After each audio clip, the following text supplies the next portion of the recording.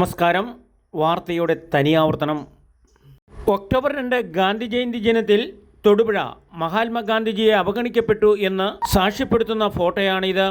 കഴിഞ്ഞ ദിവസം മുനിസിപ്പാലിറ്റി ചേംബറിൽ വാദപ്രതിവാദങ്ങൾക്ക് കാരണമായതും ഗാന്ധിജിയെ അവഗണിച്ചതിൻ്റെ പേരിൽ കൗൺസിലറിൽ പല നാടകീയ രംഗങ്ങൾക്ക് തുടക്കം കുറിച്ചതും അവസാനം ചെയർമാൻ ക്ഷമ പറഞ്ഞതും ഗാന്ധി ജയന്തി ദിനത്തിൽ 10:30 മണിയായിട്ടും ഈ ഫോട്ടോയിലെ കഴിഞ്ഞ വർഷം കിടക്കുന്ന പൂമാലകൾ മാറ്റാതെ തന്നെ പല സംഘടനകളും ഗാന്ധിജിയെ ആർക്കാനും വേണ്ടി ഓക്കാനിക്കുന്ന രീതിയിൽ ആദരിച്ചിട്ട് പോയതാണ്.